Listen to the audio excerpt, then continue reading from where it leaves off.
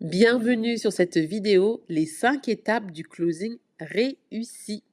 Alors, si tu es formateur ou que tu diriges un organisme de formation, tu sais sûrement à quel point vendre peut être un défi. Pourquoi certains formateurs cartonnent et remplissent leurs sessions pendant que d'autres galèrent à signer un seul client?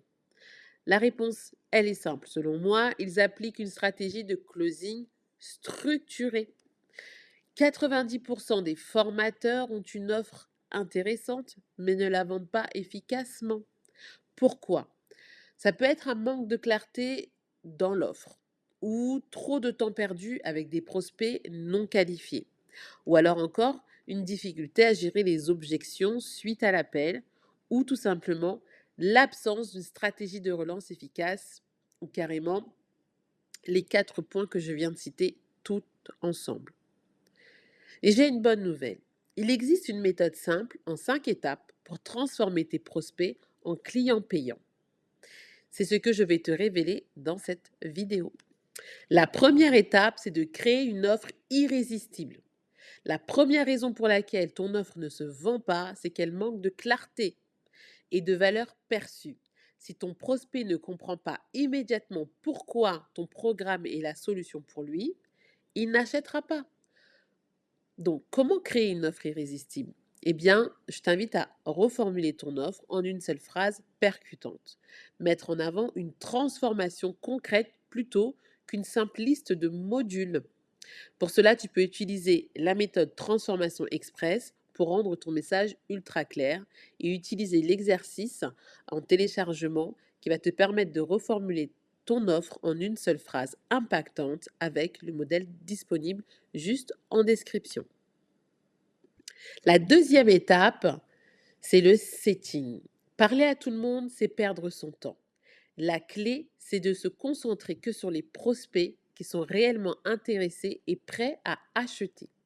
Donc, comment on qualifie nos prospects? Eh bien, il faut apprendre à différencier un prospect froid d'un prospect tiède ou d'un prospect chaud. Puis, il faut utiliser un script précis pour prendre un rendez-vous stratégique avec seulement les bonnes personnes. Donc, il faut éviter, c'est des erreurs qui font fuir les bons prospects dès le début de l'appel. Et pour cela, j'ai créé un modèle de script de prise de rendez-vous disponible en téléchargement qui va te permettre de créer ce script bien précis. La troisième étape, le closing. Signer plus de clients sans forcer. Et oui, le closing ne doit pas être une vente agressive. C'est une conversation tout simple que tu as avec ton prospect. Tu es là pour l'aider à prendre la bonne décision. Et dans ce closing, tu as 5 étapes. La première étape va être de créer un lien de confiance avec ton prospect. Puis, d'identifier son vrai problème et de lui montrer que tu le comprends. Troisième étape, lui présenter une solution sur mesure, adaptée à ses besoins ou sa douleur que tu auras perçue. Quatrième étape, gérer les objections avec un argumentaire structuré. Donc, ce qui est intéressant, c'est de préparer un argumentaire aux objections les plus courantes et puis bien sûr de l'adapter à ton prospect. Et enfin, clôturer l'appel avec un passage à l'action. Et souvent, c'est ce qui pêche. Et pour cela, il y a également un exercice qui va te permettre de structurer ton appel de closing et tu peux utiliser le modèle qui est juste en dessous en téléchargement. La quatrième étape, la gestion des objections. Pourquoi la majorité des ventes échouent? Parce que peut-être que le formateur ne sait pas gérer les objections. Un prospect qui dit c'est trop cher ou je vais réfléchir n'est pas forcément un prospect perdu. Il a juste besoin d'être rassuré. Donc, comment est-ce qu'on peut répondre à ces objections principales? Par exemple, c'est trop cher. Eh bien, on peut reformuler en valeur perçue et en investissement, un investissement du prospect. L'objection je vais réfléchir, on peut aussi créer un sentiment d'urgence et apporter une solution immédiate qui va l'empêcher de réfléchir. Ou l'objection j'ai déjà une solution, et bien là, il faudrait mettre en avant ton avantage différenciateur par rapport à la solution qu'il t'a proposée. Souvent, c'est une solution qu'il pense pouvoir faire lui-même ou alors avec un concurrent. Ce qui est intéressant, c'est de pouvoir comparer et de mettre en avant tes qualités, tes compétences. J'ai également créé un modèle de réponse optimisé inclus dans le PDF juste en dessous. La cinquième étape, la relance stratégique. Ne pas perdre un prospect.